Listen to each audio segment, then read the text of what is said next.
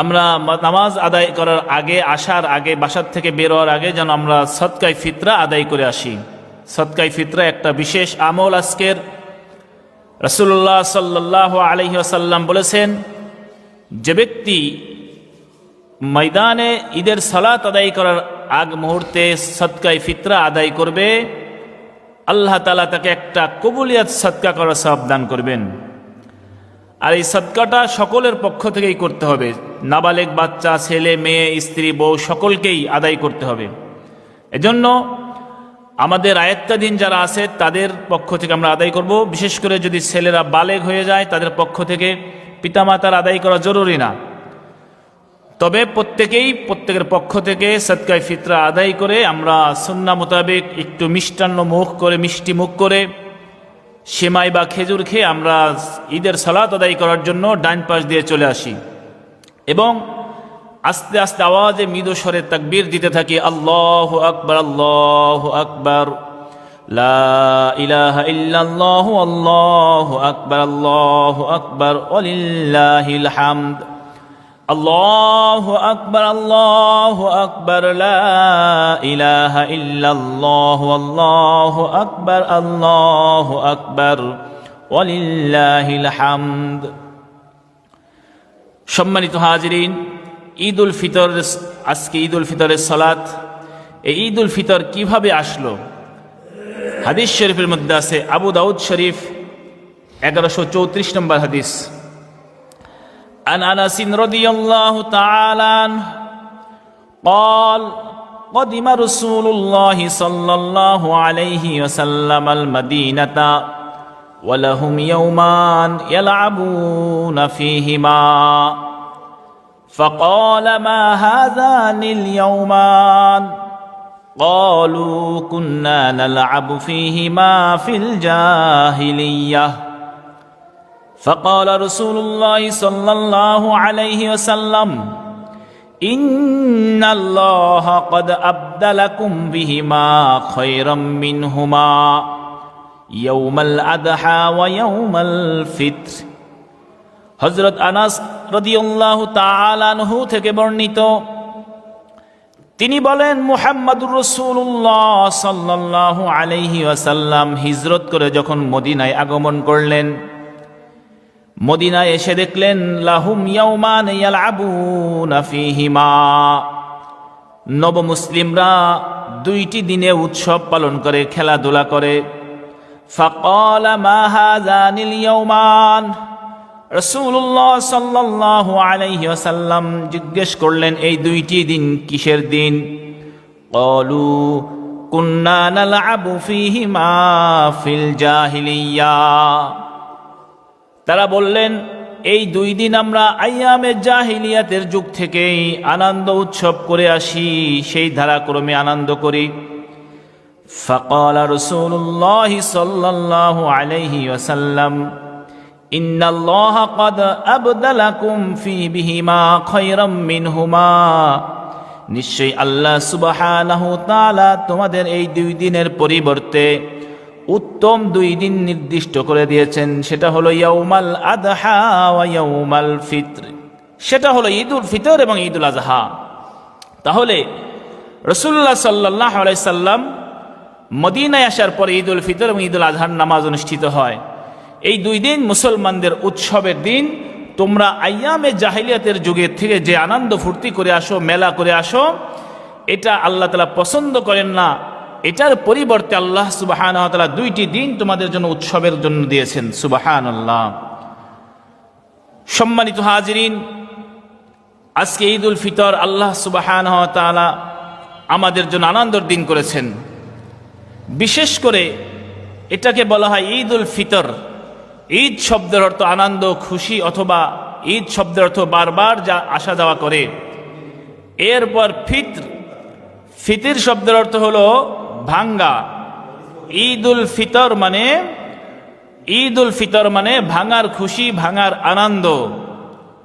সম্মানিত হাজিরিন, এই গোটা এক মাস রমজানের রোজা রেখেছি। আমরা রোজা রাখার কারণে আল্লাহ সুবহানাহু ওয়া তাআলা যে আমাদেরকে তৌফিক দিয়েছেন, আমাদেরকে এক মাস আমরা রোজা রাখতে পেরেছি, এই জন্য আল্লাহ সুবহানাহু ওয়া তাআলা আমাদেরকে উৎসবের জন্য, আনন্দের জন্য আল্লাহ তাআলা 2 রাকাত সালাত দিয়েছেন। সুবহানাল্লাহ।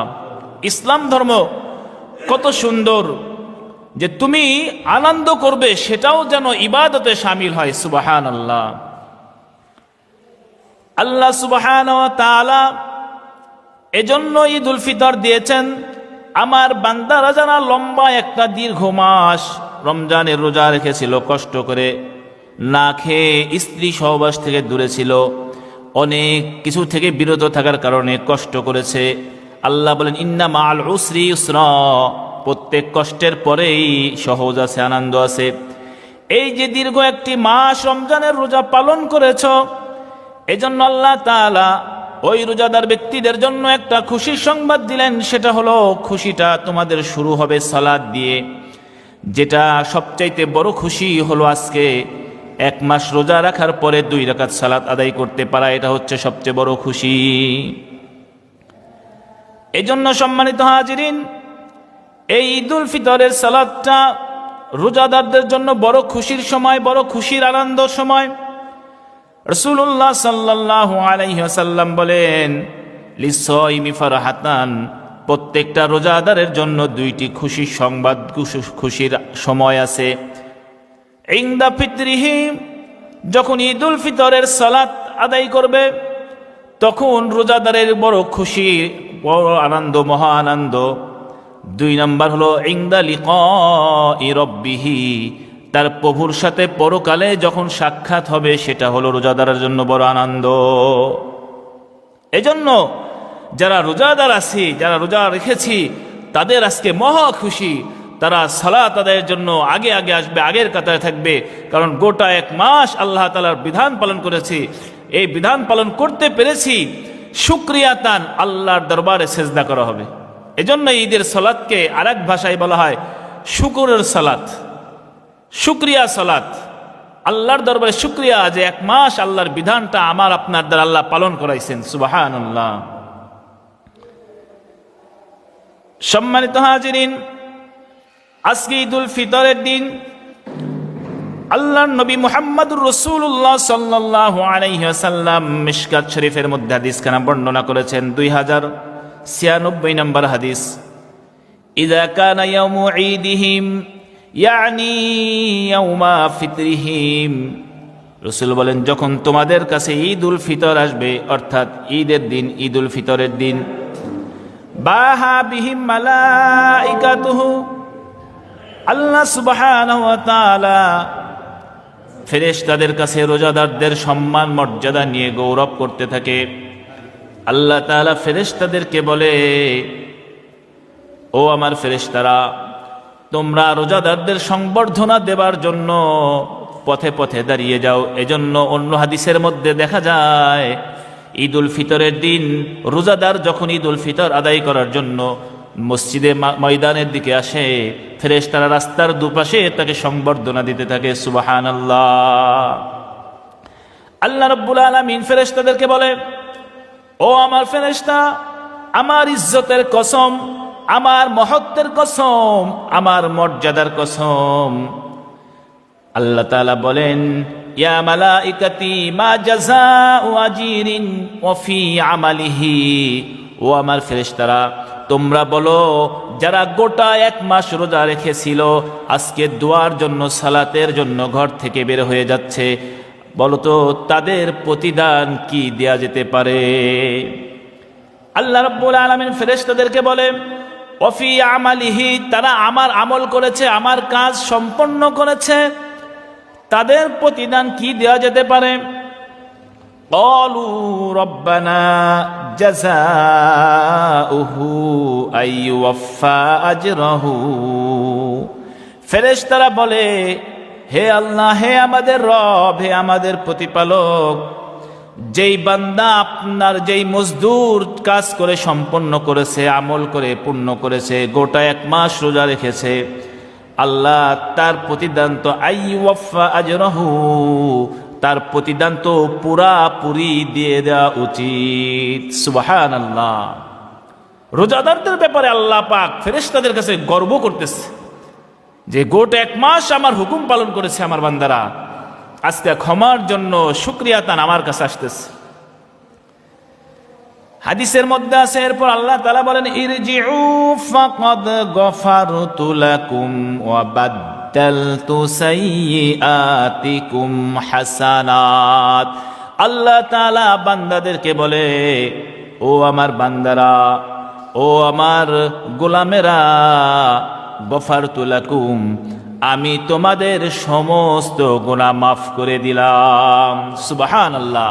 আজকে এই ময়দান থেকে, এই সালাত থেকে, সালাত আদায় করার পর আল্লাহ তাআলার কাছে এমন ভাবে ক্ষমা চাইতে হবে, আল্লাহ তাআলা বলেন আমি এই সালাতের পরে তোমাদের সকলকে মাফ করে দিলাম। ওয়া বাদদালতু সাইয়্যাতিকুম, শুধু মাফ করে দিয়েই ক্ষান্ত হব না, তোমার আমলনামায় যেই গুনাহগুলো আছে এই গুনার পরিবর্তে নেক আমল দিয়ে ভর্তি করে দেব। সুবহানাল্লাহ। এটা মিশকাত শরীফের মধ্যে আছে। সম্মানিত হাজিরিন, এজন্য ঈদের সালাতটা খুবই গুরুত্বপূর্ণ। বিশেষ করে যারা রোজাদার তাদের জন্য ঈদের সালাতের আগে তো অন্য কোনো কাজই নাই। আজকে ঈদের সালাতের আগে অন্য কোনো কাজই থাকবে না, ফজরের পরেই সে নামাজের প্রস্তুতি নিবে। সাহাবা ইকরামরা এভাবে করতেন, রাসূল সাল্লাল্লাহু আলাইহি সাল্লাম এভাবে করতেন। আজও অনেক জায়গায় আছে তারা ঈদের সালাতের পরেই তারা ফরজ নামাজের পরেই, ফজরের পরের থেকেই ঈদের সালাতের প্রস্তুতি নেন, ঈদের সালাতের জন্য তৈয়ারি হন। এজন্য আল্লাহ সুবহানাহু ওয়া তাআলা যেই ওয়াদা দিয়েছেন আমাদের সাথে, লা তুখলিফুল মিয়াদ, আল্লাহ ওয়াদার প্রতি খেলাফ করেন না, আল্লাহ ওয়াদা ভঙ্গ করেন না, প্রতিশ্রুতি নষ্ট করেন না। এজন্য আজকে যদি আমরা আনন্দের সাথে আগে আগে এসে ইমাম সাহেবের কথাগুলো শুনতে পারি, সালাতে দাঁড়িয়ে সালাতটা জামাতের সাথে আদায় করতে পারি, আমরা আশা রাখতে পারি আল্লাহ তাআলা অবশ্যই আমাদেরকে মাফ করে দিবেন। সুবহানাল্লাহ। সম্মানিত হাজিরিন, হাদিস শরীফের মধ্যে আছে, যখন ঈদুল ফিতর, ঈদুল আজহা সাহাবা ইকরামের নিকট উপস্থিত হতেন, আমরা যেমন একে অপরের সম্ভাষণ জানাই, ঈদ মুবারক বলি, বিভিন্ন ভাষা দিয়ে একে অপরকে আনন্দ দেই, স্নেহ করি, মহব্বত দেখাই, সাহাবা ইকরামরাও একে অপরকে ঈদের সম্ভাষণ জানাতেন। হাদিসের মধ্যে আছে, কানা আসহাবু রাসূলিল্লাহি সাল্লাল্লাহু আলাইহি ওয়াসাল্লাম ইযা ইলতাকু ইয়াউমাল ঈদ ইয়াকুলু বা'দুহুম লিবা'দ। রাসূলুল্লাহ সাল্লাল্লাহু আলাইহি ওয়াসাল্লামের সাহাবা ইকরামরা যখন ঈদের দিনে একে অপরের সাথে সাক্ষাৎ হতো, দেখা হতো, তারা বলতো ইয়াকুলু বা'দুহুম লিবা'দ, তারা একে অপরকে বলতো তাকাব্বালাল্লাহু মিন্না ওয়া মিনকা, আল্লাহ আপনার এবং আমার নেক আমলগুলো কবুল করে নিক। সুবহানাল্লাহ। এটা সাহাবা ইকরামের সম্ভাষণ ছিলেন। তারা বলতেন তাকাব্বালাল্লাহু মিন্না ওয়া মিনকা। আমরা যারা পারি এটা শব্দ ব্যবহার করব, এটা উত্তম, যেহেতু সাহাবা ইকরামরা বলতেন তাকাব্বালাল্লাহু মিন্না ওয়া মিনকা। আর যদি কেউ আমরা ঈদ মুবারকও বলি, ঈদ বরকতময় হোক, তোমার খুশি মুবারকময় হোক, এগুলো বললেও ঈদের সম্ভাষণ হবে। তবে সাহাবা ইকরামের শব্দগুলো যদি হুবহুব বলা যায় তাহলে বেশি উত্তম হয়। সম্মানিত হাজিরিন, রাসূলুল্লাহ সাল্লাল্লাহু আলাইহি ওয়াসাল্লাম বুখারী শরীফের মধ্যে বলেন, 952 নম্বর হাদিস, ইন্না লিকুল্লি কওমিন ঈদান ওয়া হাযা ঈদুনা, প্রত্যেক জাতির খুশির দিন আছে, ঈদ আছে, আর আমাদের ঈদ, আমাদের খুশি হলো এই দিন। আজকের যে দিন ঈদুল ফিতর, এটা হলো মুসলমানদের খুশির দিন, উৎসবের দিন। প্রত্যেক জাতির মধ্যেই বিভিন্ন রকমের আনন্দ ফুর্তি আছে, তবে আমাদের আনন্দ হচ্ছে বরকতময় আনন্দ, যে আনন্দটাও আল্লাহ তাআলা সওয়াব লিখে রাখেন। সুবহানাল্লাহ। আনন্দও হবে, সওয়াবও হবে, আনন্দ হবে, নেকির পাল্লা ভারী হবে। এটা হলো মুসলমানদের আনন্দ। তাহলে আজকের দিনের প্রথম আমল, যেটা সর্বপ্রথম আমল হলো সদকায়ে ফিতরা আদায় করা। এখনো যারা ঈদের সালাত যেহেতু শুরু হয় নাই, সদকায়ে ফিতরা যারা আদায় করি নাই, ছেলের, মেয়ের, নাবালেগ বাচ্চার যারা আজকে জন্মগ্রহণ করেছে তাদেরও পক্ষ থেকে আমরা সদকা আদায় করে দেওয়ার চেষ্টা করব। সদকায়ে ফিতরা হলো 110 টাকা বা 100 টাকা হলেও সদকা আদায় হয়ে যাবে। তাহলে এটা আমরা অন্যকে দিয়ে আসব। দেখুন এটার ব্যবস্থা আল্লাহ পাক কেন করলেন, এটার মধ্যেও একটা আনন্দ। ইসলাম শুধু ব্যক্তি আনন্দের মধ্যে সীমাবদ্ধ রাখে নাই, ইসলাম পারিবারিক আনন্দ, সমাজবদ্ধ আনন্দ, রাষ্ট্রীয় আনন্দ, সমস্ত মানুষ কিভাবে আনন্দ উদযাপন করতে পারে সেই ব্যবস্থা করেছেন। সুবহানাল্লাহ। রোজা রেখে জন্য যাকাতের এবং ফিতরার ব্যবস্থা করেছেন, যাতে করে সকলেই সেই অর্থের সাথে আনন্দর উৎসবটা আনন্দিত হতে পারে। তাহলে 1 নম্বর আমল হলো আজকে ফিতরা আদায় করা। যারা আগে করেছে আলহামদুলিল্লাহ ভালো, যারা করি নাই অবশ্যই সালাত আদায় করার আগ মুহূর্তে আমরা ফিতরাটা আদায় করে আসব, দিয়ে আসব। এরপরে দ্বিতীয় আমল হলো আমাদের সালাতের আহকাম, এগুলো আরেকটি আমল হলো আমাদের এই শাওয়াল মাসের মধ্যে আছে, সেটা হলো মুসলিম শরীফে হাদিস, ক্বালা রাসূলুল্লাহ সাল্লাল্লাহু আলাইহি ওয়াসাল্লাম মান সামা রমাদানা সুম্মা আতবাহু সিত্তাম মিন শাওয়াল কানা কাসিয়ামিদ দাহরি কুল্লিহি। আল্লাহর নবী মুহাম্মদুর রাসূলুল্লাহ সাল্লাল্লাহু আলাইহি ওয়াসাল্লাম ইরশাদ করেন, যে ব্যক্তি রমজানুল মুবারকের পুরা মাস রমজানের রোজা রেখেছে, সুম্মা আতবাহু সিত্তাম মিন শাওয়াল, এরপর শাওয়াল মাসের মধ্যে সিত্তান মানে 6টি রোজা রাখবে। আজকে শাওয়াল মাসের 1 তারিখ, এরপর থেকে এই মাসের 28 দিন থাকবে অথবা 29 দিন থাকবে। এই 28 বা 29 দিনের মধ্যে 6টি রোজা রাখবে। যে ব্যক্তি রমজানের রোজা রাখার পরে এই 27-28 দিনের মধ্যে 6টা রোজা রাখবে, নবী বলেন কানা কাসিয়ামিদ দাহরি কুল্লিহি, সে যেন সারা বছর রোজা রাখলো। সুবহানাল্লাহ। সারা বছর 360 দিন 65 দিন রোজা রাখলে যেই সওয়াব, রমজানের রোজা রাখার পরে এই মাসের মধ্যে 6টা রোজা রাখলে সেই সওয়াব। সূরাতুল আনআমের 160 নম্বর আয়াত আল্লাহ তাআলা বলেন, মান জাআ বিল হাসানাতি ফালাহু আশরু আমসালিহা, যে ব্যক্তি একটি নেকির কাজ করবে আল্লাহ তাআলা সেই নেকির কাজের বদলা দিবেন 10টা সওয়াব। সুবহানাল্লাহ। একটা নেকির কাজ নিয়ে আসবা, আল্লাহ বলেন তার বিনিময়ে 10টা সওয়াব দেব। পক্ষান্তরে বান্দা যদি একটা গুনাহ করে, তার গুনার আমল নামায় একটা গুনাই লেখা হবে, কিন্তু বান্দা যদি একটা নেকির কাজ করে, নেকির একটা কিন্তু সওয়াব দেওয়া হবে 10টা। এই যে থাকে না, আল্লাহ পাক উত্তরগুলো প্রস্তুত করে দিলেন, এর বিপরীতে খারাপগুলো বুঝাই দিলেন। এটা কিন্তু কবিরা গুনাহ, এটা কিন্তু হারাম, এটা কিন্তু খারাপ। বান্দা দুটেই তোমার সামনে উপস্থাপন করলাম, তোমার বিবেক যেটাকে চায় সেটাকে তুমি সাপোর্ট করো। ইম্মা শাকিরা ওয়া ইম্মা কাফুরা, মন চাইলে আমার প্রতি কৃতজ্ঞতা জ্ঞাপন করো, আর মন চাইলে আমার প্রতি কুফরি করো। বান্দা তোমার সামনে দুটেই পেশ করলাম। এজন্য সম্মানিত হাজিরিন, আল্লাহ সুবহানাহু ওয়া তাআলার বিধান মানার মধ্যে আনন্দ আবার সওয়াবও, রাসূল সাল্লাল্লাহু আলাইহি সাল্লামের সুন্নাত মানার মধ্যে আনন্দ এবং সওয়াবও। এজন্য তাহলে আমরা যারা গোটা 1 মাস রোজা রেখেছি, আমাদের এই মাসে আমলটা করার চেষ্টা করব। যদিও এটা নফল রোজা, যদি পারি তাহলে আলহামদুলিল্লাহ ভালো 6টা রোজা রাখবো। লাগাতারও রাখতে পারেন, আবার 1 দিন 2 দিন পর পর করেও এই 6টা রোজা পূর্ণ করতে পারেন। তাহলে আল্লাহ তাআলা পুরা গোটা বছরের রোজা রাখার সওয়াব দান করবেন। সুবহানাল্লাহ। সম্মানিত হাজিরিন, এই পর্যায়ে আমাদের তৃতীয় পয়েন্ট হলো আমরা ঈদের সালাত আদায় করে চলে যাব। আজকে যে ঈদের দিন, খুশির দিন, উৎসবের দিন, আনন্দের দিন, এই কথা বারবার শুনলাম। এই জন্য আমি আগেও একটি কথা বলেছি, যেটা গত রাত্রেও দেখা গেছে, অনেক বাড়িতেই গান বাজনা বাজছে, ঠিক না? অনেক জায়গা থেকে গানের আওয়াজ আসছে। তারা মনে করে গান বাজনা করে আনন্দ ফুর্তি করা এটা মনে হয় ঈদের দিন, খুশির দিন। মোটেও না। উৎসব আনন্দমুখর আমি কথা বলেছি, যেটা সওয়াবের মধ্যে শামিল হওয়া লাগবে, ওই আনন্দটা সওয়াবের মধ্যে হওয়া লাগবে। যেমন ইসলাম অপ্রাকৃতিক ধর্ম না, ইসলাম প্রাকৃতিক ধর্ম। মানুষের চাহিদা, মানুষের চাওয়া ইসলাম বোঝে। আল্লাহ জানেন বান্দার কি হলে আনন্দ লাগে আর কি হলে আনন্দ লাগে না, বান্দার জন্য কোনটা উপকারী আর কোনটা ক্ষতিকর আল্লাহ ভালো করেই জানেন। রাসূলুল্লাহ সাল্লাল্লাহু আলাইহি সাল্লাম উনিও আনন্দ করেছেন, সাহাবায়ে কিরাম আনন্দ করেছেন।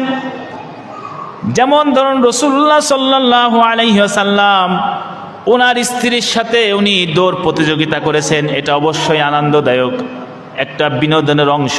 স্বামী তার স্ত্রীর সাথে দৌড় প্রতিযোগিতা করেছে। হযরত আয়েশা সিদ্দিকা রাদিয়াল্লাহু তাআলা আনহা দৌড় দিয়ে রসুলের আগে বেড়ে গেলেন, উনি জিতে গেল। অথচ রসুল সাল্লাল্লাহু আলাইহি সাল্লাম তাকে জিতাই দিয়েছেন। কি বলেন? কারণ রসুলের উপরে কদম মারার মতো ক্ষমতা পৃথিবীতে কারো নাই। আয়েশা রাদিয়াল্লাহু তাআলা খুশি হয়ে গেলেন। এরপর পরবর্তীতে কিছুদিন পর, কিছু বছর পরে রসুল বললেন, আসো আবার প্রতিযোগিতা দিব দৌড়। রসুল আয়েশা সিদ্দিকা রাদিয়াল্লাহু তাআলার সাথে প্রতিযোগিতা দিলেন। এবার রসুল জিতে গেলেন, আয়েশা পিছনে পড়ে গেলেন। সুবহানাল্লাহ। রাসূলুল্লাহ সাল্লাল্লাহু আলাইহি সাল্লাম বলেন, আমি গতবারের প্রতিশোধ নিলাম, এবার আমি জিতে গেলাম। এটা বিনোদন, এটা আনন্দ। এরপর দেখুন রাসূলুল্লাহ সাল্লাল্লাহু আলাইহি সাল্লাম মসজিদে নববীতে ঘোড়া হয়ে হাঁটতেন, 4 হাত পা দিয়ে হাঁটতেন। আর হযরত হাসান হুসাইন রাদিয়াল্লাহু তাআলা আনহু রাসূলের গর্দানের উপরে, পিঠের উপরে চড়ে চড়ে যাইতেন। এক সাহাবী দেখে বলে, হাসান হুসাইন তোমরা তো ভালো ঘোড়া পাইছো, অনেক দামি ঘোড়া পাইছো। রাসূল বলে, দেখা লাগবে না, আরোহীটাও তো অনেক দামি। ঠিক না? এটাও আনন্দ, এটাও উৎসব। এই আনন্দের মধ্যে মিথ্যা নাই, এই আনন্দের মধ্যে কোনো তাকল্লুফি নাই, মানুষের দেখানোতা নাই। এই আনন্দ সওয়াব। এবং রাসূলুল্লাহ সাল্লাল্লাহু আলাইহি সাল্লাম শিশুদেরকে চুমা দিতেন, নিজের বাচ্চাদের চুমা দিতেন। হাসান হুসাইনের অনেক জায়গায় অনেক বারবার চুমা দিয়েছেন। এক নবমুসলিম এসে বলে, ইয়া রাসূলুল্লাহ আপনারা বাচ্চাদের চুমা দেন, আমরা তো শিশু বাচ্চাদের চুমা দেই না। রসুল বলেন, আল্লাহ পাক তোমাদের দিল থেকে যদি রহমত উঠায় নেয়, তাহলে আমি নবী কি করে এটা ঠেকাতে পারি? আনন্দ। রাসূলুল্লাহ সাল্লাল্লাহু আলাইহি সাল্লামের কাছে এসে এক সাহাবী বলেন, ইয়া রাসূলুল্লাহ আমি একটা বাহন চাই, আমার কোনো অশ্বারোহী নাই, আমি সওয়ার করব, কোনো সাওয়ারি নাই, আমি আর একটা সাওয়ারি দরকার। রসুল বলেন, একটি উটনির বাচ্চা তোমাকে আমি সাওয়ারি দেব। ওই সাহাবী বলে, ইয়া রাসূলুল্লাহ বাচ্চা দিয়ে কি সাওয়ারি হবে? আমার তো লাগবে একটা তাজা সাওয়ারি, বাচ্চা কি সাওয়ারি হয়? রসুল বললেন, প্রত্যেকটা উট কোনো না কোনো উটনির বাচ্চা, প্রত্যেকটা উট কোনো না কোনো উটনির বাচ্চা। এখানে কিন্তু মজা আছে, আনন্দ আছে। রসুল এই আনন্দগুলো করেছেন, সাহাবায়ে কেরাম এই আনন্দগুলো করেছেন। অন্য হাদিসের মধ্যে আছে রাসূলুল্লাহ সাল্লাল্লাহু আলাইহি সাল্লাম ঈদের দিন আয়েশা সিদ্দিকা রাদিয়াল্লাহু তাআলা আনহা বলেন, হাবশিরা খেলাধুলা করছিল মাঠের মধ্যে, শারীরিক শ্রম। আমি রাসূলুল্লাহ সাল্লাল্লাহু আলাইহি সাল্লামকে হয়তো বলেছি দেখান, অথবা রসুল বলেছে তুমি দেখবা কিনা, এটা বলে রসুলের চিবুকের উপরে আমার মাথা দিয়ে আমি মসজিদ ওই খেলা দেখেছি। এজন্য আমি বিনোদন বোঝাচ্ছি, আপনার বিনোদনটা হবে এমন যেটা শরঈ ভিত্তিক, তার মধ্যে লিমিটের মধ্যে গুনাহ লেখা হবে না, সওয়াব হবে, আবার বিনোদনও হবে। এরকম বিনোদন হওয়া লাগবে। এখন আপনি যদি বলেন মদ খাইলে আমার বিনোদন লাগে, মদ খেয়ে আমার আনন্দ লাগে, তাহলে বলেন এটা কি বিনোদন হবে? আপনি যদি বলেন, কেউ যদি বলে জিনা করলে আমার আনন্দ লাগে, ঈদের দিন আমার মেয়ে, আমার স্ত্রী, আমার বউ তার অলঙ্কারাদি পরে, সরঞ্জামাদি পরে এরকম মানুষের দেখাবে, রাস্তাঘাটে দেখাবে, হাঁটবে, এটা যদি সে মনে করে আনন্দ লাগে, এটা মনে করলে এটা আনন্দ না, এটা কবিরা গুনাহ, গুনাহ লেখা হবে। এই জন্য আনন্দ হবে লিমিটের মধ্যে। আরেকটা বিষয় দেখুন, আমি আপনি মাথায় টুপি দিয়েছি, এই টুপি দেওয়াটা সুন্নাহ। আমি আপনি সালাত আদায় করতে আসছি, এই সালাত আদায় করাটা ওয়াজিব। পক্ষান্তরে আমার আপনার স্ত্রী মেয়ের মাথায় কাপড় দেওয়াটা ফরজ। আপনি এবার বিচার করুন, এই সুন্নাত ওয়াজিব মেনে ফরজ তরক করে কি আল্লাহর খুশি করা যাবে? সম্ভব না। সম্মানিত হাজির, এজন্য আনন্দটা যেন লিমিটের মধ্যে থাকে। এমন আনন্দ প্রকাশ করা যাবে না যে আনন্দটা গুনাহ হয়ে যায়, সওয়াব হয় না।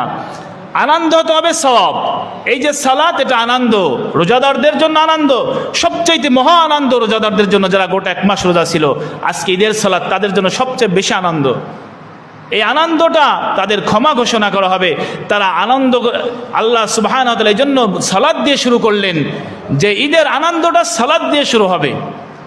এবার দেখুন, বাইরে গিয়ে দেখা সাক্ষাৎ করবেন, মুসাফা করবেন, সালাম দিবেন, আনন্দ। আপনি হাসি মুখে একটা কথা বলবেন, এটা সওয়াব, আনন্দ। মুখ গোসা করে রাগান্বিত অবস্থায় কথা বলবেন না। মানুষের সাথে কথা বলার সময় অটোমেটিক আপনি হেসে দিবেন। আল্লাহর নবী বলেন, এটা আপনি সৎকার করার সওয়াব পাবেন। সুবহানাল্লাহ। দেখুন, এটা আনন্দ আবার সওয়াব। সালাম দিবেন সওয়াব। আজকে পিতামাতার সাথে সারা দুনিয়ার সমস্ত মুসলমানের সাথে আনন্দ ফুর্তি করবেন, সবগুলো সওয়াবের মধ্যে লেখা হবে। কিন্তু অনেক সময় আমরা মনে করি শুধু ঈদের মধ্যেই সীমাবদ্ধ। আজকেই মনে হয় গরিব বড় লোক সবাই এক কাতারে নামাজ পড়ব, আজকেই মনে হয় সবার সাথে মুসাফা করব, আজকেই মনে হয় সবাই কোলাকুলি করব, সব ভেদাভেদ ভুলে যাব। না না, এটা আজকের জন্য কোনো সীমাবদ্ধ না, এটা সারা জীবনের জন্য, ঠিক কিনা? অহংকার শুধু আজকে সাইড দিব না, সারা জীবনের জন্য অহংকার বাদ দিয়ে দিব। সারা জীবনের জন্য মানুষের সাথে দুশ্মনী ছেড়ে দেব। সারা জীবনের জন্য অন্যের অকল্যাণ কামনা করব না। সারা জীবনের জন্য সবার সাথে মুসাফা করব। সারা জীবনের জন্য সবার কল্যাণ চাইব। সারা জীবনের জন্য সবাই এক কাতারে কাঁধে কাঁধ মিলিয়ে সালাত আদায় করব, ঠিক কিনা? সম্মানিত হাজিরিন, এজন্য আমরা এই ঈদের সালাত থেকে এই লেসন, এই সবক, এই পাঠগুলো আমরা নিয়ে যাব, যে আজকে থেকে সারা জীবনের জন্য, আজকে যেমন আনন্দ মুখর জীবন সময় কাটাচ্ছি, এভাবে সারা জীবন যেন আমরা মুসলমান জাতিরা একে অপরের সাথে আনন্দ মুখরভাবে কাটাতে পারি।